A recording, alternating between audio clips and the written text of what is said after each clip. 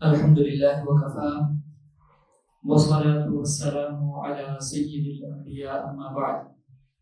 فأعوذ بالله السميع العليم من الشيطان الرجيم بسم الله الرحمن الرحيم باب توقير العلماء والكبار وأهل الفضل وتقديمهم على غيرهم ورفع مجالسهم وإظهار مرتبتهم۔ امام نووی رحمہ اللہ نے یہاں پہ باب جو بنایا ہے وہ یہ ہے کہ علماء والکبار اور بڑے لوگ و اہل الفضل اور جو اہل فضل ہیں ان کی عزت اور توقیر اور تعظیم کا باب ہے یہ، و تقدیمہم علی غیرہم اور ان کو دوسروں پہ مقدم کرنے کا بیان ہے، و رفع مجالسہم اور ان کی مجلسوں کی قدر و منزلت بڑھانے کا بیان ہے، و اظہار مرتبتہم اور ان کے مرتبے کو نمایاں کرنا، اس کا اظہار کرنا۔ اس حوالے سے سب سے پہلے وہ آیات نقل کرتے ہیں، اللہ تعالیٰ ارشاد فرماتے ہیں قُلْ هَلْ يَسْتَوِي الَّذِينَ يَعْلَمُونَ وَالَّذِينَ لَا يَعْلَمُونَ، اے نبی کو کہہ دیجئے کیا برابر ہیں الذین یعلمون جو جانتے ہیں، والذین لا یعلمون اور جو علم نہیں رکھتے، یعنی علم والے اور بغیر علم کے لوگ کیا برابر ہیں؟ یہ اصل میں سوال نہیں ہے، یہ بتانا مقصود ہے کہ علم والے اور بغیر علم کے لوگ برابر نہیں ہو سکتے۔ انما یتذکر اولو الالباب، جو عقل والے ہیں وہی نصیحت حاصل کرتے ہیں۔ تو اس آیت کریمہ میں اللہ رب الجلال نے جو صاحب علم لوگ ہیں، جو دین کا علم رکھنے والے لوگ ہیں، ان کی قدر و منزلت کو جو ہے وہ بیان فرمایا ہے۔ ہم نے علم کا جو باب پڑھا تھا پیچھے شروع کے اندر، اس میں بڑی تفصیل کے ساتھ علماء کی جو فضیلت ہے، اور جیسے حدیث مبارکہ میں آتا ہے کہ العلماء ورثۃ الانبیاء، علماء جو ہے وہ نبیوں کے وارث ہیں، اور اسی طرح ان کے باقی لوگوں پر جو ہے ان کی جو فضیلت ہے، جیسے آپ نے فرمایا کہ جس علماء جو ہیں ان کی فضیلت کیا ہے، کفاضل القمر علی سائر الکواکب، جس طرح چاند کی فضیلت جو ہے وہ باقی ستاروں پہ ہے۔ تو یہ ساری جو روایات ہیں اس سے بھی علماء کی فضیلت اور اہمیت کا پتہ چلتا ہے، لیکن یہاں پہ کچھ چیزیں انہوں نے اور بھی بیان کی ہیں جس میں علماء اور جو بڑی عمر کے لوگ بھی ہیں یا ویسے صاحب مرتبہ جو لوگ ہیں ان کی عزت اور توقیر کا بیان ہے۔ پہلی روایت حضرت عبداللہ بن مسعود رضی اللہ تعالی عنہ سے ہے، قال کہتے ہیں قال رسول اللہ صلی اللہ علیہ وسلم، اللہ کے رسول صلی اللہ علیہ وسلم نے فرمایا لیرنی منکم اولو الاحلام والنہى، میرے قریب وہ ہوں اولو الاحلام جو حلم والے ہیں، والنہى اور عقل مند ہیں، ثم الذین یلونہم پھر وہ لوگ یلونہم جو ان کے بعد اگلے درجے میں ہیں، ثلاثاً تین دفعہ آپ نے یہ فرمایا ثم الذین یلونہم ثم الذین یلونہم، یعنی جب جماعت ہو رہی ہو، نماز ہو رہی ہو، تو آپ صلی اللہ علیہ وسلم نے تاکید فرمائی کہ میرے زیادہ قریب وہ لوگ کھڑے ہوئے، امام کے بالکل پیچھے ان لوگوں نے کھڑے ہونا ہے جو اولو الاحلام والنہى ہیں۔ یہ احلام جو ہے اس کا ایک ترجمہ تو علماء نے یہ کیا ہے حلم والے۔ حلم کس کو کہتے ہیں؟ کسی چیز میں جسے ہم بردباری کہتے ہیں نا، تحمل مزاجی جسے کہتے ہیں، تو تحمل مزاج جو لوگ ہیں وہ زیادہ قریب ہیں۔ اور بعض نے کہا کہ نہیں، حلم سے مراد جو ہے وہ یہاں پہ عقل و شعور اور فہم و فراست اور جو ہے بالغ ہونا، ٹھیک ہے، وہ مراد ہے۔ والنہا، نہا کا مطلب ہوتا ہے عقل مند۔ تو اصل میں بتانے کا مقصد یہ ہے کہ جو لوگ بڑی عمر کے ہیں یا زیادہ فہم و فراست رکھتے ہیں، زیادہ عقل رکھتے ہیں، دین کا زیادہ علم رکھتے ہیں، ان کا مرتبہ زیادہ ہے، ان کو امام کے زیادہ قریب کھڑے ہونا چاہیے۔ اور اس کی ایک وجہ یہ بھی ہوتی ہے کہ بعض دفعہ امام جو ہے وہ بے وضو اگر ہو جاتا ہے اور اس کو اپنی نماز جو ہے وہ ختم کرنا پڑتی ہے، تو پیچھے کوئی شخص ایسا ہونا چاہیے جو امام کی جگہ پہ کھڑا ہو کے نماز کو مکمل کر سکے، یا جن کو دین کے احکامات کا، نماز کے احکامات اچھے طریقے سے جنہوں نے سمجھے ہوں گے، اگر نماز میں امام کو غلطی کرتا ہے تو وہ زیادہ اس کو بتا سکیں گے۔ اگر بالکل چھوٹی عمر کے بچے امام کے پاس کھڑے ہوئے ہیں تو ان کو بعض خود نماز کے مسائل کا علم نہیں ہوتا ہے، ان کی اپنی توجہ نماز کی طرف اتنی نہیں ہوتی کہ وہ امام کو جو ہے وہ بتا سکیں۔ تو یہ اس کے اندر ایک حکمت بھی موجود ہے. اس کے علاوہ بھی بہت ساری حکمتیں ہوں گی جو اللہ کے رسول صلی اللہ علیہ وسلم نے اس بات کی تاکید فرمائی ہے, اور بظاہر اس میں جو ہے وہ ان کی اہمیت اور فضیلت کا بھی بیان ہے. پھر آپ نے فرمایا وَإِيَّاكُمْ وَهَيْشَاتِ الْأَسْوَاقِ, بازاروں میں شور و غل اور لڑائی جھگڑے سے جو ہے وہ اجتناب کیا کرو. بازاروں میں زیادہ جھگڑا نہ کیا کرو, اونچی اونچی آواز میں بولنا, لڑنا جھگڑنا, تکرار کرنا, یہ کوئی مناسب طرز عمل نہیں ہے. تو اس حدیث مبارکہ میں بھی جو عقل مند لوگ ہیں اور متحمل مزاج لوگ ہیں یا بڑی عمر کے لوگ ہیں یا دین کا زیادہ فہم اور علم رکھنے والے, نماز کے احکامات کو زیادہ جاننے والے لوگ جو ہیں, ان کی فضیلت کا بیان ہے کہ ان کو امام کے قریب کھڑا کرنا چاہیے. اگلی جو روایت حضرت سہل بن ابی حسمہ سے ہے, اور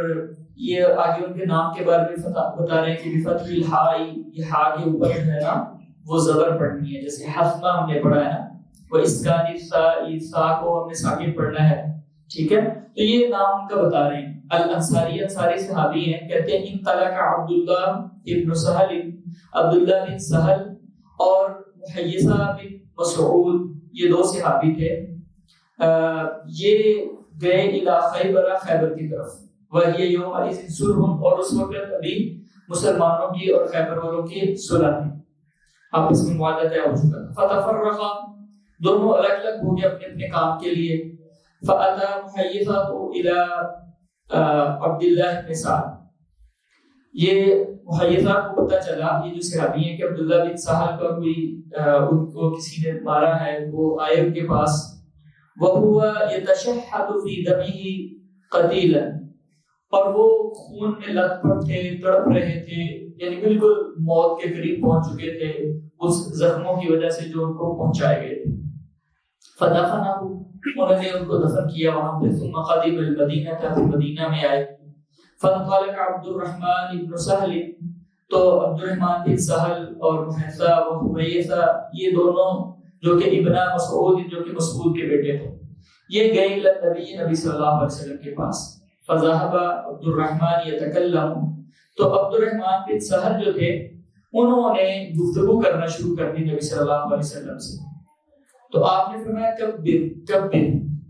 کہ تم بڑوں کو موقع دو بات کرنے کا, بڑوں کو بات کرنے کا موقع. یہ جو تین تھے ان میں سے یہ ذرا کم عمر تھے. وہ احدث القوم, وہ ان میں سب سے چھوٹے تھے عمر میں.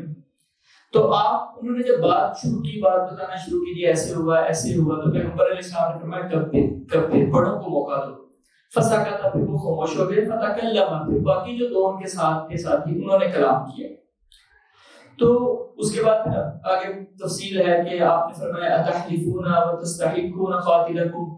کیا تم قسم دیتے ہو, وتستحقون قاتلکم, اور اپنے قتل کا مطالبہ کرتے ہو, قاتل سے دیت کا مطالبہ کرتے ہو. یہ اصل میں نا ایک طریقہ کار تھا کہ اگر کسی علاقے میں کوئی بندہ جو ہے وہ فوت ہو جاتا, اس کو مار دیا جاتا, قتل کر دیا جاتا, تو اگر اس علاقے کے لوگوں پہ شک ہوتا, اس قبیلے جس قبیلے کے پاس اس کو جو ہے وہ قتل کیا گیا ہے, تو جو مرنے والا ہے, فوت ہونے والا ہے, اس کے قبیلے کے کچھ لوگوں کو کہا جاتا ٹھیک ہے آپ ایسا کریں, یا تو 50 کو قسم دے دیں کہ ہم قسم دیتے ہیں کہ یہی قاتل ہے جن کے قبیلے میں اس کو مارا گیا ہے, جس علاقے میں ان کو جو ہے وہ قتل کیا گیا ہے. اور اگر وہ گواہی دے دیں تو اس کا مطلب ہے کہ وہ ذمہ دار ہیں, اور پھر ان سے بھی گواہی لی جاتی ہے. اگر وہ بھی کر دیتے تو پھر وہ اس سے بری ذمہ ہو جاتے. اگر وہ 50 لوگ ان میں سے یہ قسم دیتے کہ ہمارا اس قتل کے ساتھ کوئی تعلق نہیں, تو اس کی طرف اشارہ ہے کہ پیغمبر اسلام نے جب باتیں سنی تو آپ نے فرمایا کہ کیا تم قسم دینے کے لیے تیار ہو. تو انہوں نے جو ہے نا قسم سے انکار کیا. یہ اگر لمبی حدیث ہے, لیکن یہاں پہ ساری حدیث کو نقل نہیں کیا امام نووی رحمہ اللہ نے, صرف اس کا وہ حصہ نقل کر دیا ہے جو ہمارے موضوع سے متعلق ہے. اور ہمارے موضوع سے متعلقہ یہاں بات کیا ہے کہ جب بڑے موجود ہوں تو پھر چھوٹوں کو بات نہیں کرنی چاہیے. تو یہ ادب پیغمبر علیہ السلام نے سکھایا ہے کہ بڑوں کی موجودگی میں چھوٹوں کو نہیں بولنا چاہیے. ہاں یہ ہے کہ اگر جو عمر میں کم ہے وہ اگر علم فضیلت میں زیادہ بڑا ہے, بعض دفعہ ایسے بھی ہوتا ہے, تو وہ ایک الگ مسئلہ ہے. عمومی طور پہ اگر وہ برابر ہیں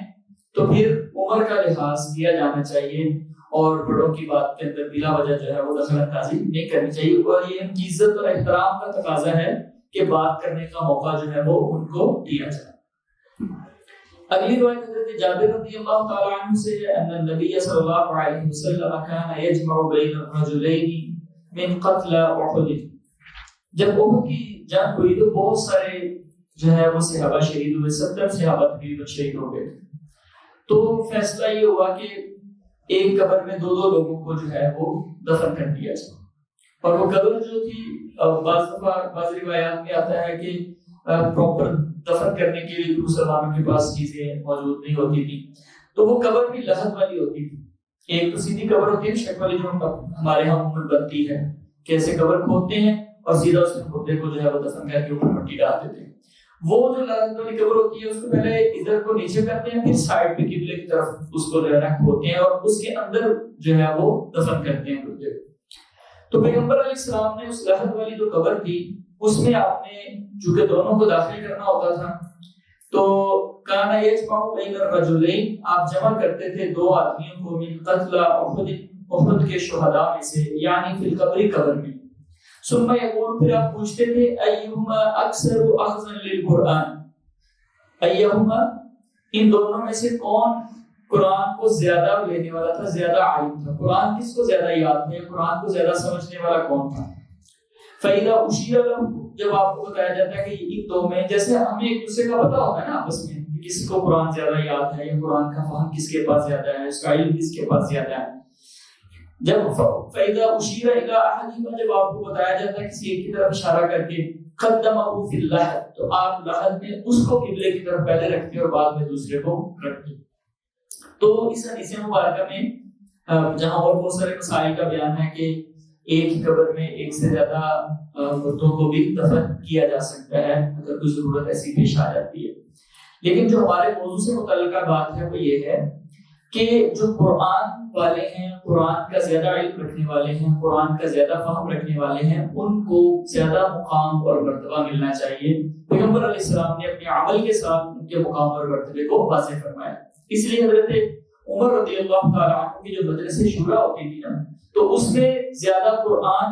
کو سمجھنے والے، قرآن کے قاری، قرآن کے عالم ہوا کرتے تھے، قطع نظر اس کی کہ ان کی عمریں تھوڑی ہیں یا زیادہ ہیں۔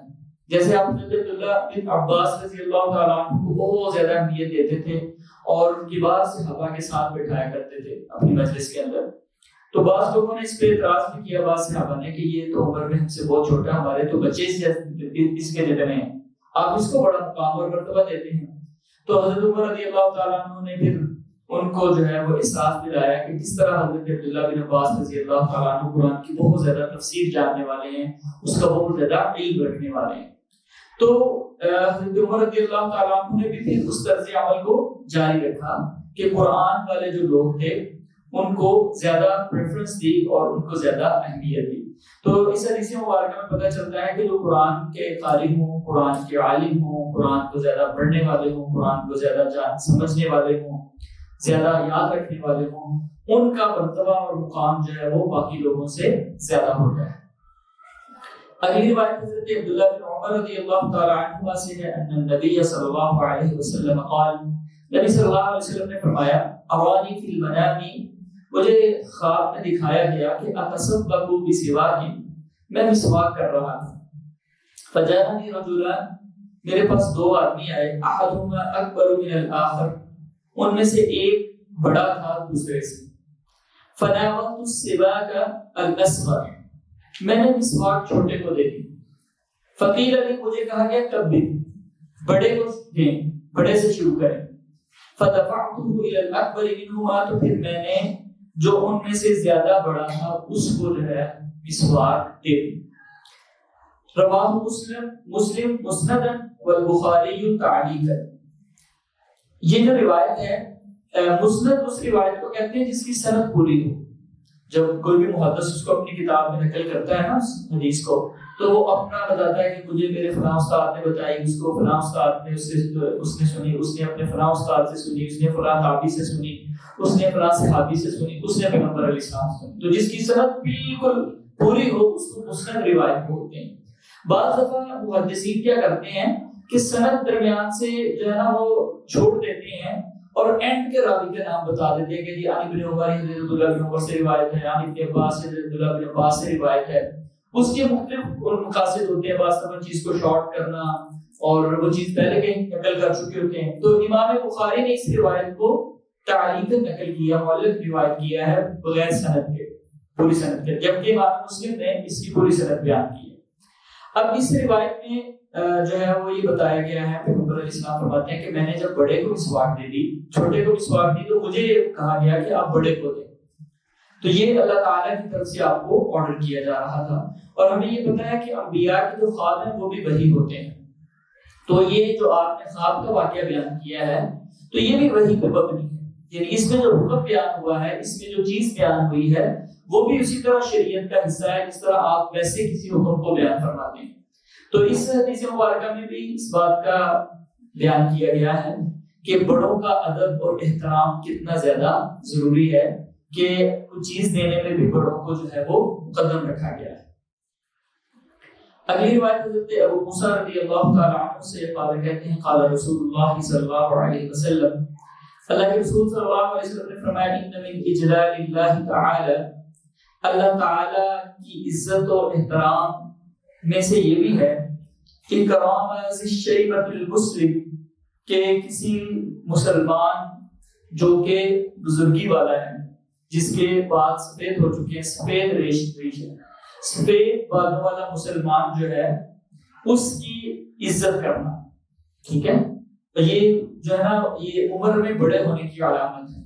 جب انسان کے بال سفید ہوتے ہیں اس کا مطلب یہ بڑی عمر کا بزرگ ہے. تو کوئی مسلمان جب بڑی عمر کو پہنچ جاتا ہے تو اس کی عزت اور زیادہ ہو جانی چاہیے. تو آپ نے فرمایا کہ کسی بوڑھے مسلمان کی عزت کرنا یہ اللہ تعالیٰ کی عزت کرنے کا ہی ایک حصہ ہے، کیونکہ وہ اللہ کی مخلوق ہے. اجلال کہتے ہیں کسی کی عزت اور بزرگی کو بیان کرنا یا اس کا اظہار کرنا. وحامل القرآن، اور ایسا قرآن والا، غیر الغالی فیہ، جو قرآن کے بارے میں کسی قسم کے تجاوز نہیں کرتا، حد سے نہیں گزرتا. ٹھیک ہے، غالی فیہ کا مطلب ہے قرآن میں کوئی تجاوز نہیں کرتا. تجاوز کا مطلب ہے والجافی عنہ، اور نہ ہی اس سے بے وفائی کرنے والا ہے. یعنی ایسا قرآن کا عالم، قرآن کا قاری جو قرآن کے ساتھ بے وفائی نہیں کرتا، اس کو چھوڑ نہیں دیتا یا اس پہ عمل کرنے کو چھوڑ نہیں دیتا. ٹھیک ہے، اس سے لاپرواہی اختیار نہیں کرتا. یا غیر غالفی، یعنی وہ قرآن کے اندر سے گزرنے والا نہیں. مطلب یہ کہ بعض دفعہ انسان بہت زیادہ شدت اختیار کر لیتا ہے معاملات کے اندر. ٹھیک ہے، اور بعض دفعہ غلط تعبیرات قرآن کی کرنا شروع کر دیتا ہے، غلط تفسیرات کرنا شروع کر دیتا ہے. تو یہ ساری چیزیں غالی کے اندر آ جائیں گی. یعنی جو بندہ قرآن کا علم رکھتا ہے اور اس کے ساتھ ساتھ وہ قرآن کو پہ عمل پیرا بھی ہے، قرآن سے محبت بھی کرتا ہے، اس کی طرف توجہ بھی کرتا ہے اور اس کی تلاوت کے لیے وقت بھی نکالتا ہے، تو ایسے قرآن والے کے ساتھ عزت اور احترام سے پیش آنا. فرمایا من اجلال اللہ، یہ بھی اللہ تعالی کی عزت کرنے کا ہی ایک حصہ ہے.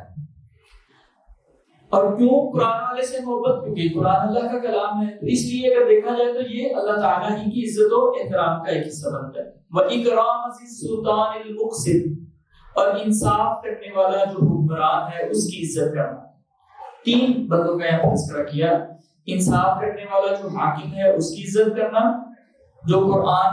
پہ عمل پیرا ہونے والا یا اس کے ساتھ بے وفائی نہ کرنے والا جو قرآن کا عالم یا قاری ہے اس کی عزت کرنا. اسی طرح جو بندہ بزرگ ہو گیا ہے، بڑھاپے کو پہنچ گیا ہے، اس کی عزت و احترام کرنا. فرمایا یہ اللہ تعالیٰ کی عزت و احترام کرنے کا ہی ایک حصہ ہے، یعنی اس کا بھی ثواب انسان کو ملتا ہے. تو اس حدیث مبارکہ میں بھی جو بڑی عمر کے لوگ ہیں، جو علماء ہیں، قرآن کے قاری ہیں یا حکمران ہیں، اس کا مطلب ہے کہ جس کو اللہ تعالیٰ دنیا میں کوئی مقام اور مرتبہ عطا کرتے ہیں، اگر وہ نیکی کی طرف بھی مائل ہے تو اس کی عزت و احترام باقی لوگوں سے زیادہ ہوتی ہے. اس کا پھر زیادہ احترام اور عزت جو ہے وہ کرنی چاہیے. اور اللہ کے رسول صلی اللہ علیہ وسلم کی زندگی کو اگر آپ دیکھیں، آپ کے طرز عمل کو دیکھیں، تو آپ بھی جو مختلف مراتب ہیں نا لوگوں کے، ان کا خیال فرمایا کرتے تھے. کوئی اگر کسی قوم کا سردار آتا تو اس کے ساتھ بیہیویئر اسی انداز میں کیا جاتا. جیسا کہ ایک روایت میں حضرت مسند ضعیف انزل الناس منازلهم کے لوگوں کو ان کے مقام اور مرتبے کے مطابق ڈیل کیا کرے. تو یہ لیکن آپ کے طرز عمل سے اور دیگر چیزوں سے پتہ چلتا ہے کہ اس چیز کا لحاظ مسلمان کو بہرحال کرنا چاہیے. جس طرح کی اس حدیث مبارکہ میں بھی آیا ہے کہ اگر حکمران جو ہے وہ اچھا ہے, انصاف کرنے والا ہے, تو پھر اس کی عزت و احترام اور زیادہ کرنی چاہیے. اگلی جو روایت ہے یہ حضرت عمر بن شعیب رضی اللہ تعالی عنہ عن ابیہ, یہ عمر بن شعیب جو ہیں وہ اپنے باپ سے بیان کرتے ہیں, عن جدہ وہ اپنے دادا سے بیان کرتے ہیں رضی اللہ عنہ. وہ قال کہتے ہیں قال رسول اللہ صلی اللہ علیہ وسلم, اللہ کے رسول صلی اللہ علیہ وسلم نے فرمایا, لیس منا, وہ شخص ہم میں سے نہیں ہے, من لم یرحم صغیرنا, جو ہم سے ہمارے چھوٹوں پہ رحم نہیں کرتا, وَيَعْرِفْ شَرَفَ كَبِيرِنَا, اور بڑوں کی عزت نہیں پہچانتا, وہ ہم میں سے نہیں ہے. اور کچھ روایات میں آپ نے جو ہے وہ عزت کا لفظ بولا, جیسے ایک روایت میں حق کا لفظ بولا. وفی روایت ابی داؤد, سنن ابی داؤد ہی کی ایک روایت ہے, من لم یعرف حق کبیرنا, جو بڑوں کا حق نہیں پہچانتا تو وہ ہم میں سے نہیں ہے. تو اس حدیث مبارکہ میں دو چیزیں بیان ہوئی ہیں, چھوٹوں پہ شفقت کرنا اور بڑوں کا احترام کرنا, ان کے حقوق کا خیال کرنا, ان کی عزت و تکریم کرنا, دونوں کا ہمیں خیال کرنا چاہیے. جیسے کہ اللہ کے رسول صلی اللہ علیہ وسلم بچوں کے ساتھ بھی بہت زیادہ شفقت فرمایا کرتے تھے, حتیٰ کہ سلام میں بھی پہل فرما لیا کرتے تھے. بچوں کو اپنی سواری پہ سوار کر لیا کرتے تھے. تو بچوں پہ رحم کرنا, چھوٹوں پہ شفقت کرنا, یہ ایک مسلمان کی ذمہ داری ہے اور ایک اچھا مسلمان ہونے کی نشانی ہے. اور بڑوں کی عزت اور احترام کرنا, یہ بھی ایک اچھا مسلمان ہونے کی نشانی ہے, اور ہر مسلمان کو اس کا خیال کرنا چاہیے. جو ترتیب ہے نا احکام کی, اس پہ اگر غور کریں تو ہمیں سمجھ آتی ہے کہ پہلے بڑوں کو جو ہے وہ شفقت کا معاملہ کرنا ہوگا, پھر عزت و احترام چھوٹوں کی طرف سے زیادہ ملے گا. جیسے والدین جتنا اپنی اولاد سے محبت کریں گے, اپنی اولاد کے حقوق کا خیال کریں گے, ان سے پیار اور محبت کریں گے, ان کو عزت و احترام اور ساری چیزیں, اتنا ہی اولاد بھی ان کے لیے زیادہ کرے گی. یہ ایک آٹومیٹکلی کی چیز ہوتی ہے. اور اگر بڑے جو ہیں وہ چھوٹوں کو کچھ سمجھے ہی نہ, دیکھیں وہ سمجھے کہ چاہے یہ بڑے بھی ہو گئے ہیں لیکن ہم سے تو چھوٹے ہی ہیں نا, تو ان کو بار بار ڈانٹنا, جھڑکنا. تو جب بڑے جو ہیں وہ چھوٹوں پہ شفقت نہیں کریں گے, رحمت کا معاملہ نہیں کریں گے, تو پھر عین ممکن ہے کہ چھوٹے جو ہیں وہ بھی اسی رو کے اندر بہنا شروع ہو جائیں. اگرچہ ان کو نہیں چاہیے کہ غلطی کا جواب غلطی کے ساتھ دیں, لیکن ویسے ایک نیچرل سی بات ہے کہ اس کو اگر ہم دوسرے لفظوں میں کہیں تو یہ ہے کہ انسان کی عزت اپنے ہاتھ میں ہوتی ہے. اگر کوئی بڑا ہے اس کو بھی چاہیے کہ وہ اپنے رویے کو اور اپنے جو لوگوں کے ساتھ معاملات ہیں اور اس کا جو لوگوں کے ساتھ سلوک ہے, اس کا جو لہجہ ہے, اس پہ غور و فکر کرے. اور پھر چھوٹوں کی تو ذمہ داری ہے ہی کہ انہوں نے ہمیشہ بڑوں کا خیال کرنا ہے. بڑوں سے اگر کوئی غلطی بھی ہو جاتی ہے, کسی وقت وہ ڈانٹ بھی لیتے ہیں, کسی وقت وہ ناراض بھی ہو جاتے ہیں, تو اب انہوں نے برابری نہیں کرنی ان کی, کیونکہ اللہ تعالیٰ نے بڑوں کو ایک درجہ اوپر دیا ہوا ہے, ان کو زیادہ فضیلت دی ہوئی ہے, ان کو زیادہ مقام اور مرتبہ دیا ہوا ہے. اس لیے ان کی غلطیوں کو نظر انداز کرنا ہے. خاص طور پہ جب انسان ذرا بڑھاپے کی طرف جانا شروع ہو جائے تو پھر وہ بڑھاپے کے بھی کچھ تقاضے ہوتے ہیں, غصے کا جلدی آ جانا, چڑچڑاپن آ جانا, یہ ساری چیزیں. تو یہ چھوٹوں کی زیادہ ذمہ داری ہے کہ وہ بڑوں کی باتوں کو برداشت کریں اور ان کے ساتھ جو ہے وہ عزت و احترام سے پیش آئیں. اگلا جو باب ہے وہ بھی اسی سے تقریباً ملتا جلتا ہے. باب زیارت اہل الخیر ومجالستهم وصحبتهم ومحبتهم وطلب زیارتهم والدعاء منهم وزیارت المواضع الفاضلہ. بہت ساری چیزیں امام صاحب نے یہاں پہ جمع کر دی. یعنی اس باب میں امام صاحب نے جو روایات بیان کی ہیں, ان روایات سے جو مسئلے کو سمجھ آئے کہ ان سے کس کس کی عزت و احترام اور جو چیزیں سمجھ آئیں, ان سب کو باب کے اندر جمع کر دیا. اہل خیر جو ہیں, نیکیاں کرنے والے, علم والے, ان کی زیارت کرنا, اور مجالست ہی ان کے ساتھ بیٹھنا, ان کے ساتھ تعلق رکھنا, وصحبتہم ان کی صحبت میں بیٹھنا، ومحبتہم ان کے ساتھ محبت کرنا، وطلب زیارتہم اور ان کی زیارت کرنے کے لیے جانا، والدعاء منہم ان سے دعا کروانا، وزیارت المواضع الفاضلہ اور جو عزت و مقام والی جگہ ہیں ان کی زیارت کرنے کا بیان ہے یہاں پہ۔ تو سب سے پہلے تو امام صاحب اپنی ترتیب کے مطابق آیات نقل کرتے ہیں۔ فرمایا وَإِذْ قَالَ مُوسَىٰ لِفَتَاهُ، یہ موسیٰ علیہ السلام کا واقعہ ہے کہ جب انہوں نے کہا کہ کسی نے پوچھا کہ آپ سے بڑا بھی کوئی عالم ہے، کہنے لگے کہ نہیں، تو اللہ تعالیٰ نے کہا کہ آپ جائیں اور جہاں پہ دو دریا ملتے ہیں وہاں پہ ایک آپ کو بندہ ملے گا، آپ اس کے پاس بہت سارا ایسا علم ہے جو آپ کے پاس نہیں ہے۔ وَإِذْ قَالَ مُوسَىٰ لِفَتَاهُ، جب موسیٰ علیہ السلام نے اپنے نوجوان کو کہا، وہ اپنے ساتھی یوشع بن نون کے ساتھ چلے گئے، کہا لا ابرح، میں رکوں گا نہیں، سفر جاری رکھوں گا، حتی ابلغ مجمع البحرین، یہاں تک کہ دو دریاؤں دو سمندروں کی جگہ پہنچ جاؤں جہاں پہ وہ ملتے ہیں، او امضی حقوبا، یا میں طویل عرصہ چلتا رہوں گا جب تک وہ جگہ نہیں آ جائے گی۔ تو یہ آیت کریمہ نقل کرنے کے بعد اصل میں امام صاحب ہمیں سمجھانا ہی چاہ رہے ہیں کہ حضرت موسیٰ علیہ السلام اس اللہ کے بتائے ہوئے بزرگ سے ملاقات کرنے کے لیے کتنا لمبا سفر کرنے کے لیے تیار ہے۔ جب اللہ تعالیٰ نے بتایا کہ آپ جائیں، وہاں پہ آپ کو ایک بندہ ملے گا جو بہت زیادہ علم والا ہے، تو حضرت موسیٰ علیہ السلام چل پڑے اور اس بات کا عزم اور ارادہ کرتے ہیں کہ میں جب تک ان کو ملوں گا نہیں، چلتا ہی رہوں گا جتنا بھی لمبا عرصہ مجھے چلنا پڑے۔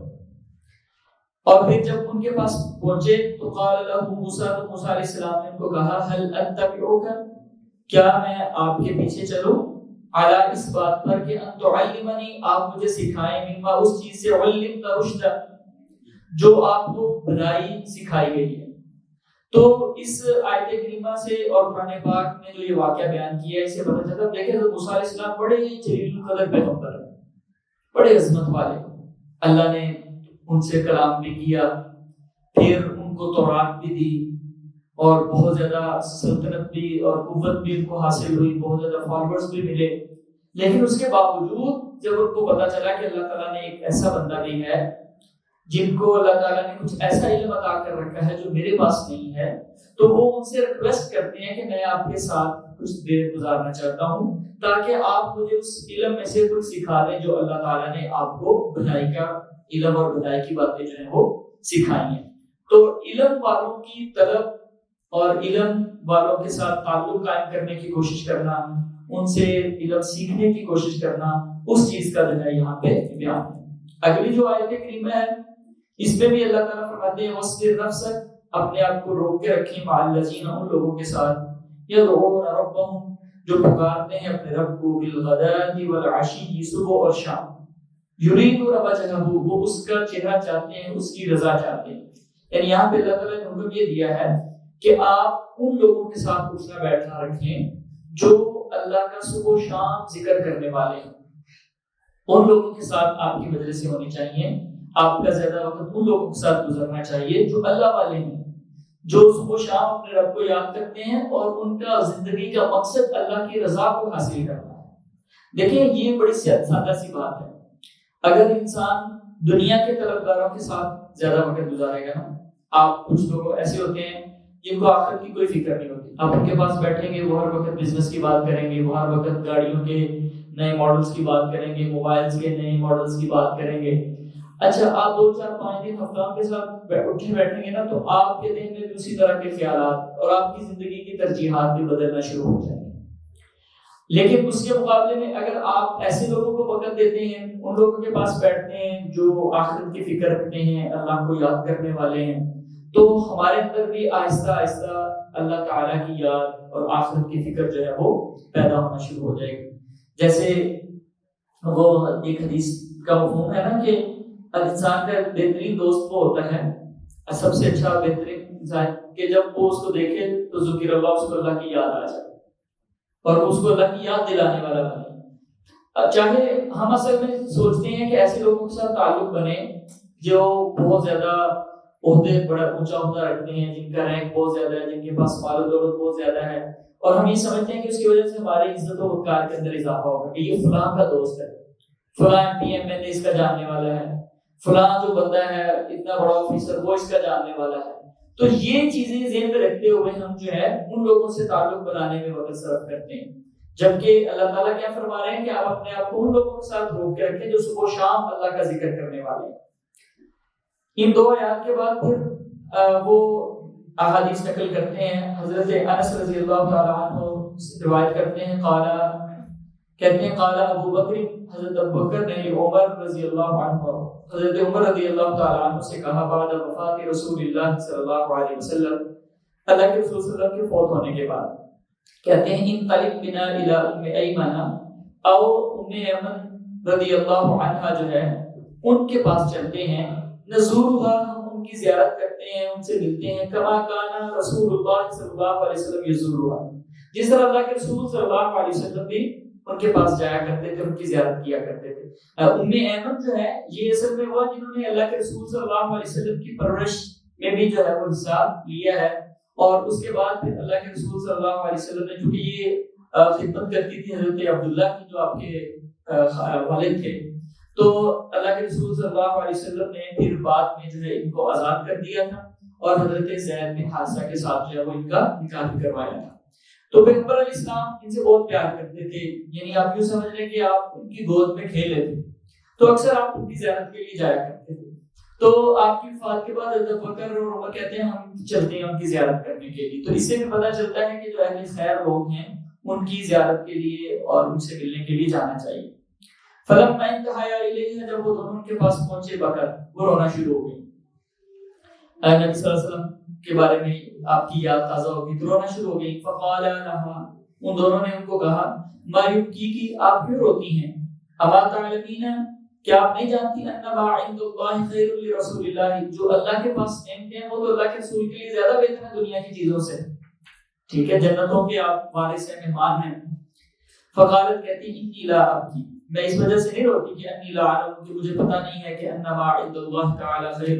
رسول اللہ، کہ اللہ کے پاس جو نعمتیں ہیں وہ رسول اللہ صلی اللہ علیہ وسلم کے لیے زیادہ بہتر ہیں. ولیکن اب کی، لیکن میں روتی اس بات پہ ہوں ان الوحی قد انقطع من السماء، اب وحی آسمانوں سے منقطع ہو گئی. اور کہتے ہیں فحیجتہما علی البکاء، یہ بات، اس بات نے ان کو بھی رونے پہ مجبور کر دیا، ابھارا. فجعلا یبکیان معها، وہ دونوں ان کے ساتھ مل کے رونے لگے. تو اس حدیث مبارکہ میں ایک تو یہ پتہ چلتا ہے کہ صالحین کی زیارت کے لیے جانا چاہیے اور اس کا ثواب ہوتا ہے، ان سے مل کے بہت ساری نیکی کی باتیں یاد آتی ہیں اور بہت سارے انسان کو جو ہے وہ نصیحتیں حاصل ہوتی ہیں. اور دوسرا یہ بھی پتہ چلا کہ ایک دوسرے کو خیر کی تلقین کرنی چاہیے، جس طرح ابو بکر رضی اللہ عنہ حضرت عمر کو کہتے ہیں یار آؤ ہم دونوں چلتے ہیں. پھر یہ بھی بات پتہ چلی کہ آخرت انسان کے لیے جو ہے وہ دنیا سے زیادہ بہتر ہوتی ہے، اس میں جو نعمتیں ہیں. اور یہ بھی پتہ چلا کہ وحی کا دروازہ بند ہو گیا ہے، حضرت محمد صلی اللہ علیہ وسلم کے بعد کسی کو نبوت پہ سے سرفراز نہیں کیا جائے گا، کسی اور کو نبی نہیں بنایا جائے گا. اور پھر جو ہے نیکی کی باتوں کو یاد کر کے رونا، اس کا بھی جو ہے یہاں پہ بیان ہے. اگلی روایت حضرت ابو ہریرہ رضی اللہ تعالی عنہ سے عن النبی و نبی صلی اللہ علیہ وسلم سے روایت کرتے ہیں، فرمایا کہ ان رجلا زار اخا له فی قریۃ اخرى،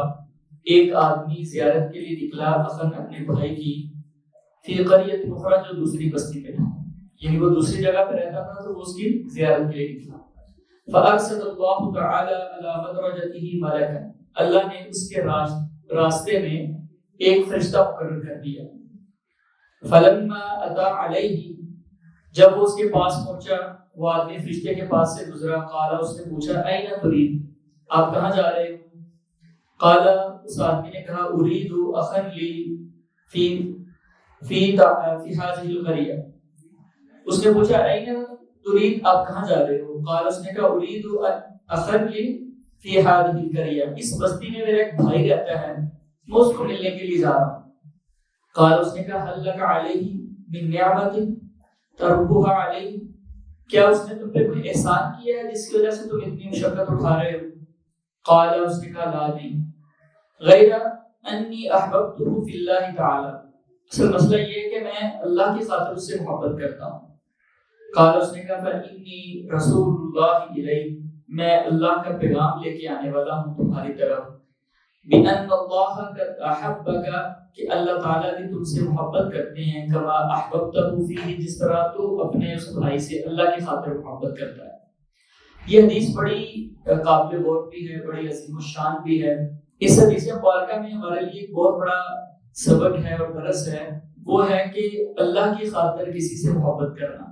یعنی آپ کسی سے اللہ کی خاطر کیوں محبت کرتے ہیں؟ آپ دیکھتے ہیں کہ یہ شخص نیک ہے، اچھا ہے، علم والا ہے، دین والا ہے، دین سے محبت رکھنے والا ہے، دین کی خدمت کرنے والا ہے، دین کی یاد، اللہ کی یاد دلانے والا ہے، اس وجہ سے آپ اس شخص سے محبت رکھتے ہیں۔ اور پھر اگر آپ اس کو ملنے کے لیے جاتے ہیں تو یہ بہت بڑا ایک ثواب کا کام ہے، جس طرح کہ اللہ تعالیٰ نے اس آدمی کو فرشتے کے ذریعے یہ خوشخبری سنائی، انسانی شکل میں فرشتے کو بھیجا جو راستے میں بیٹھ گیا، اس نے اسے پوچھا کہ کیوں جا رہے ہو؟ جب اس نے بتایا کہ میں تو صرف اللہ کی رضا کی خاطر اس کو ملنے کے لیے جا رہا ہوں، میرا اس کے ساتھ کوئی تعلق نہیں ہے، اس نے مجھ پہ کوئی احسان نہیں کیا ہوا جس کا کوئی میں بدلہ دینے کے لیے جا رہا ہوں، بس ویسے ہی۔ تو اللہ کی طرف سے اس فرشتے نے کہا کہ میں تمہیں یہ خوشخبری دینے آیا ہوں کہ اللہ تعالیٰ بھی تم سے اسی طرح محبت کرتے ہیں جس طرح تم اللہ کی خاطر اس شخص سے محبت کرتے ہو۔ تو یہاں پہ ایک چیز یہ بھی پتہ چلتی ہے کہ لفظ رسول جو ہے اس کا مطلب پیغام لے جانے والا، یہ غیر نبی کے لیے بھی بولا جاتا ہے، جیسے یہاں پہ فرشتے کے لیے بولا گیا ہے، فرشتے کو بھی رسول کہہ دیا جاتا ہے کیونکہ وہ بھی اللہ کا پیغام لے کے آتا ہے۔ تو ہمیں کوشش کرنی چاہیے کہ کبھی کبھار بغیر کسی مقصد کے، بغیر کسی مطلب کے بھی جو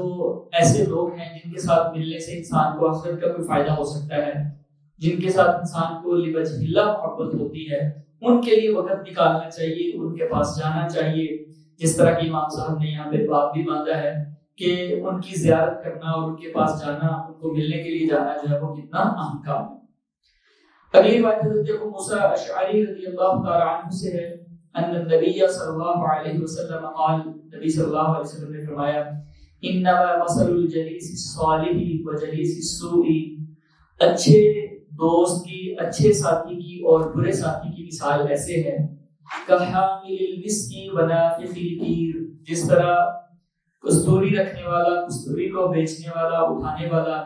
ونافخ الکیر اور ایک بھٹی کو بھڑکانے والا، بھٹی جلانے والا ہے۔ نیک دوست کی مثال، اچھے دوست کی مثال ایک کستوری یعنی خوشبو، پرفیوم بیچنے والا اس کی طرح ہے، اور جو برا دوست ہے اس کی مثال جو ہے وہ بھٹی جلانے والے کی طرح ہے۔ آپ نے فرمایا جو فحامل المسکی، جو کستوری بیچنے والا ہے، کوئی خوشبو بیچنے والا ہے، پرفیوم بیچنے والا ہے، اما ان یحزیک، یا تو وہ تمہیں تحفے میں خوشبو وغیرہ دے دے گا، وَإِمَّا أَن تَبْتَاعَ مِنْهُ، یا آپ اسے خود خرید لیں گے، وَإِمَّا أَن تَجِدَ مِنْهُ رِيحًا طَيِّبَةً، یا آپ کم از کم اس کے پاس بیٹھیں گے تو آپ کو اچھی خوشبو تو آئے گی۔ تو اسی طرح جو نیک آدمی ہوتا ہے، اچھا دوست ہوتا ہے، آپ کا جو خیر خواہ ہوتا ہے، دیندار ہے، اگر آپ اس کے ساتھ اٹھے بیٹھیں گے، اس کے ساتھ تعلق رکھیں گے تو وہ بھی آپ کو نیک بنا دے گا، خود ہی آپ کو نیک بنانے کی کوشش کرے گا، آخرت کی طرف لے کے جانے کی کوشش کرے گا، یا آپ خود اس سے متاثر ہو کے اس سے نیکی کی بات سیکھنے کی کوشش کریں گے۔ اگر نہیں تو کچھ نہ کچھ اثر اس کا ضرور آپ کی طبیعت پہ ہوگا۔ اس کے پاس جتنی دیر انسان کسی پرفیوم والے کے پاس، عطر فروش کے پاس بیٹھتا ہے، اتنی دیر اس کو خوشبو تو آتی رہتی ہے، تو ایٹ لیسٹ جتنی دیر آپ اس کے پاس گزاریں گے تو کم از کم اتنی دیر تو آپ کو کوئی اچھی بات سمجھ آئے گی نا، اتنی دیر تو آپ کوئی گناہوں سے بچے رہیں گے، کوئی نیکی کا خیال آپ کے ذہن میں آتا رہے گا۔ اور اس کے مقابلے میں منافق الکیر، اور جو بھٹی جلانے والا ہے، وہ برا جو دوست ہے، اما ان یحرق ثیابک، یا تو وہ آپ کے کپڑوں کو جلا دیں گے، جس سے انگارے اٹھیں گے، اور اب جب دیکھتے ہیں نا بھٹی ہوتی ہے تو بہت سارے چنگارے اٹھتے ہیں، تو یا تو وہ آپ کے کپڑوں کو جلائے گا، واما ان تجد منه ریحا مطلقۃ، یا تو آپ اس سے وہ چیز نقصان اٹھا لیں گے، کم از کم نہیں کریں گے تو آپ اس کے پاس جتنی دیر میں بیٹھے رہیں گے تو آپ کے پاس اس کی جو بری خوشبو ہے وہ ضرور پہنچتی رہے گی۔ تو یہ اللہ کے رسول صلی اللہ علیہ وسلم نے ممتنع کہتے ہیں بری خوشبو کو، ٹھیک ہے، بدبودار چیز جو ہوتی ہے، ریح تو کہتے ہیں بو کو، اسمیل جسے ہم کہتے ہیں، تو یہ اچھی بھی ہو سکتی ہے، بری بھی ہو سکتی ہے۔ تو اس لیے آپ نے بری خوشبو کی بات کی ہے کہ آپ اس کے پاس بیٹھیں گے یا تو وہ آپ کو برا بنا دے گا، آپ بھی اس جیسا دنیا دار بن جائیں گے، گناہ کرنے والا بن جائیں گے۔ اگر نہیں بھی بنیں گے نا تو کم از کم جتنی دیر اس کے پاس بیٹھیں گے اتنی دیر گناہ کا خیال آپ کے دل میں آئے گا، برائی کی خواہش آپ کے دل میں پیدا ہوگی۔ تو بہرحال اس مثال کے ساتھ اللہ کے رسول صلی اللہ علیہ وسلم نے ہمیں سمجھایا یہ ہے کہ ہم نے اچھے لوگوں کے ساتھ اپنے وقت کو گزارنے کا انتظام کرنا چاہیے، چاہے وہ ہمیں لگے کہ سٹیٹس میں ہم سے کم ہے، ان کی ایجوکیشن ہم سے کم ہے، ان کا مالی سٹیٹس جو ہے وہ ہم سے کم ہے، پھر بھی اگر ہمیں آخرت کا فائدہ ہے تو ہمیں ان لوگوں کو اپنا دوست بنانا چاہیے، ان لوگوں کے ساتھ جو ہے وہ وقت گزارنا چاہیے۔ اور دوسری طرف جو برے لوگ ہیں وہ ہمیں برا بنانے کی کوشش کریں گے، ہم ان کی طرح برا نہیں بھی بنیں گے تو کم از کم کچھ نہ کچھ ان کی برائی کا اثر جو ہے ہم پر ضرور آئے۔ جلیس کہتے ہیں ساتھی کو، یہ جلسہ تک کہتے ہیں بیٹھنے کو، تو جس کے ساتھ انسان اٹھتا بیٹھتا ہے نا وہی ساتھی ہوتا ہے نا، اسی سے نکلا ہے۔ اگلی بات حضرت ابو ہریرہ رضی اللہ تعالی عنہ سے ان النبی صلی اللہ علیہ وسلم قال، اللہ کے رسول صلی اللہ علیہ وسلم نے فرمایا الرجل علی دین خلیلہ، انسان اپنے دوست کے دین پر ہوتا ہے۔ فلینظر احدکم، ہر ایک کو چاہیے کہ وہ دیکھے کہ من یخالل، کس کو وہ دوست بنا رہا ہے۔ خلیل کہتے ہیں بہت گہرا دوست۔ جو انسان کا دوست ہوتا ہے نا وہ انسان پہ اثر انداز ضرور ہوتا ہے اور انسان بالآخر اس جیسا ہی بن جاتا ہے۔ اس لیے پیغمبر علیہ السلام نے فرمایا کہ انسان جو ہے نا وہ اپنے دوست کی طرح کا ہی ہوتا ہے، بن جاتا ہے آہستہ آہستہ۔ اس لیے انسان کو خود سوچنا چاہیے کہ میں نے کس طرح کے لوگوں کو اپنا دوست بنا رکھا ہے، کس طرح کے لوگوں کے ساتھ اپنا وقت گزارتا ہوں۔ اگر وہ گالیاں دینے والے ہیں تو آپ کی زبان پہ بھی گالیاں آنا شروع ہو جائیں گی، وہ اگر بے حیائی کے پروگرام فلمیں ڈرامے دیکھنے والے ہیں تو آپ کے دل میں بھی اس کا خیال اور خواہش پیدا ہونا شروع ہو جائے گی۔ تو انسان کو سوچ سمجھ کے دوستی کرنی چاہیے، سوچ سمجھ کے ساتھی بنانے چاہیے، اپنا اٹھنا بیٹھنا سوچ سمجھ کے لوگوں کے ساتھ رکھنا چاہیے، کیونکہ انسان کو اندازہ ہونا چاہیے کہ اس کے اثرات اس کی شخصیت پہ ضرور ہوں گے۔ اس لیے کہا جاتا ہے نا کہ اگر آپ کسی آدمی کے بارے میں جاننا چاہتے ہیں تو آپ اس کے دوستوں کو دیکھ لیں، جس کے ساتھ اس کا زیادہ اٹھنا بیٹھنا، اس سے آپ کو پتہ چل جائے گا کہ یہ شخص کیسا ہے۔ اگلی روایت حضرت ابو موسیٰ اشعری رضی اللہ تعالی عنہ سے ہے ان النبی صلی اللہ علیہ وسلم قال، نبی صلی اللہ علیہ وسلم نے فرمایا المرء مع من احب، آدمی اس کے ساتھ ہوگا جس سے وہ محبت کرتا ہے۔ وفی روایت، ایک روایت میں ہے قیل للنبی صلی اللہ علیہ وسلم، اللہ کے رسول صلی اللہ علیہ وسلم سے پوچھا گیا الرجل يحب القوم ولما يلحق بهم،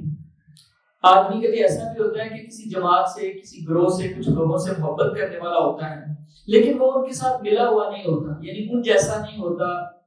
اگر وہ نیکوں سے محبت کرتا ہے لیکن اتنا نیک نہیں ہے، مجاہدین سے محبت کرتا ہے لیکن وہ خود جہاد نہیں کر رہا، کوئی بھی ایسی وجہ ہو سکتی ہے کہ وہ کسی گروپ سے، کسی جماعت سے، کسی قوم سے محبت کرتا ہے حالانکہ وہ ان میں سے خود نہیں ہوتا، ٹھیک ہے، ان سے ملا نہیں ہوتا۔ آپ نے فرمایا المرء مع من احب، آدمی انہی کے ساتھ ہوگا جن سے وہ محبت کرتا ہے۔ تو انسان کے آئیڈیل جو لوگ ہوں گے، جن لوگوں کو وہ پسند کرتا ہے، اسی طرح کا اس کا آخرت میں مقام اور مرتبہ ملے گا۔ اگر نیکوں سے محبت کرتا ہے، ان کو اپنا آئیڈیل بناتا ہے، تو وہ نیک لوگوں کے ساتھ ہوگا،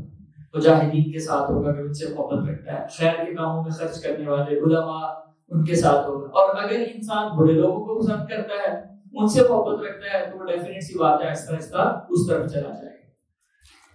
اس کی مزید وضاحت ایک اور روایت علی میں ہے حضرت انس رضی اللہ تعالیٰ عنہ سے ان اعرابیا قال لرسول اللہ صلی اللہ علیہ وسلم، ایک اعرابی بدوی آدمی وہ نبی صلی اللہ علیہ وسلم کے پاس آیا، آ کے کہتا ہے اللہ کے رسول متی الساعہ، قیامت کب آئے گی؟ آپ نے فرمایا ما اعددت لها،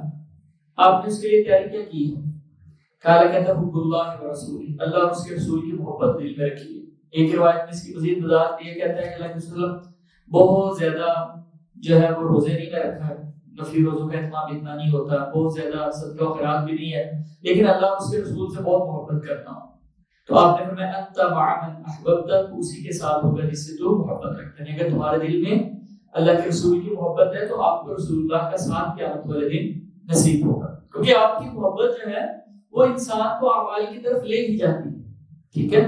تو بہرحال اس حدیث مبارکہ میں بھی اس بات کا پتہ چلتا ہے کہ جن لوگوں کے ساتھ انسان کی محبت ہو ان لوگوں کا ہی ساتھ انسان کو آخرت کے اندر جو ہے وہ نصیب ہوگا۔ اگلی روایت حضرت عمر بن خطاب رضی اللہ تعالی عنہ سے قال کہتے ہیں استاذنت النبی صلی اللہ علیہ وسلم فی العمرہ، میں نے نبی صلی اللہ علیہ وسلم سے عمرے کی اجازت مانگی، میرا دل کرتا تھا عمرہ کرنے کے لیے، تو میں نے آپ سے کہا تھا کہ میں عمرہ کرنے جا سکتا ہوں اگر آپ کی اجازت ہو۔ فاذن لی، تو آپ نے مجھے اجازت دے دی۔ وقال، آپ نے فرمایا لا تنسنا یا اخی من دعائک، اے ہمارے بھائی اپنی دعاؤں میں ہمیں نہ بھول جانا، یعنی ہمیں بھی دعاؤں میں یاد رکھنا۔ فقال، کہتے ہیں کلمۃ ما یسرنی ان لی بها الدنیا، یہ ایک ایسا کلمہ ہے پیغمبر علیہ السلام کا کہ اس کے مقابلے میں مجھے پوری دنیا بھی مل جائے تو وہ مجھے اس کے مقابلے میں بالکل حقیر لگتی ہے، یعنی یہ کلمہ میرے لیے اتنا امپورٹنٹ ہے، اتنا اہم ہے کہ ساری دنیا بھی میرے لیے اتنی اہم نہیں ہے کہ اللہ کے رسول صلی اللہ علیہ وسلم نے مجھے اپنا بھائی کہا اور مجھے دعا کا کہا۔ یہ روایت جو ہے اگرچہ ضعیف ہے، کچھ علماء نے اس کو صحیح بھی قرار دیا ہے، لیکن جو امام البانی رحمہ اللہ ہیں انہوں نے جو تحقیق وہ کہتے ہیں یہ روایت ضعیف ہے، لیکن دعا کروانے کی جو تاکید ہے وہ دوسری روایات کے اندر بھی موجود ہے، جیسا کہ اس حدیث مبارکہ سے بھی پتہ چلتا ہے کہ ایک دوسرے کو دعا کا کہنا چاہیے، کسی سے دعا کروانے میں کوئی حرج نہیں، جیسے صحابہ بھی پیغمبر علیہ السلام کے پاس آتے اور آ کے آپ سے کہتے اللہ کے رسول فلاں کام کے لیے ہمارے لیے دعا فرما دیں، تو دعا کروانی چاہیے ایک دوسرے سے۔ اور خاص طور پہ اگر کوئی جا رہا ہو عمرہ کرنے کے لیے، حج کرنے کے لیے، تو ایک مقدس جگہ پہ جا رہا ہے، بہت ایک عظیم سفر پہ جا رہا ہوتا ہے، برکت والی جگہ پہ جا رہا ہوتا ہے، وہاں پہ دعاؤں کی قبولیت اور سفر میں دعا کی قبولیت بہت زیادہ ہوتی ہے، تو ایسے لوگوں کو اپنے لیے جو درخواست کرنا ہے کہ ہمارے لیے دعا کریں، یہ ایک اچھا عمل ہے۔ اگلی روایت حضرت عبداللہ بن عمر رضی اللہ تعالی عنہما سے قال کہتے ہیں قال النبی صلی اللہ علیہ وسلم یزور قباء راکبا وماشیا، اللہ کے رسول صلی اللہ علیہ وسلم قباء جاتے تھے، کبھی پیدل چلے جاتے تھے، راکبا کبھی سوار ہو کے بھی چلے جاتے تھے، فیصلی فیہ رکعتین، اور اس مسجد میں مسجد قباء میں 2 رکعات بھی پیغمبر علیہ السلام پڑھا کرتے تھے۔ وفي روایت میں کان النبی صلی اللہ علیہ وسلم یاتی مسجد قباء کل سبت، آپ ہر ہفتے مسجد قباء جایا کرتے تھے، راکبا وماشیا، کبھی جو ہے وہ سوار ہو کے کبھی پیدل، وکان ابن عمر یفعل، اور حضرت عبداللہ بن عمر رضی اللہ تعالیٰ عنہ بھی ایسے ہی کیا کرتے تھے۔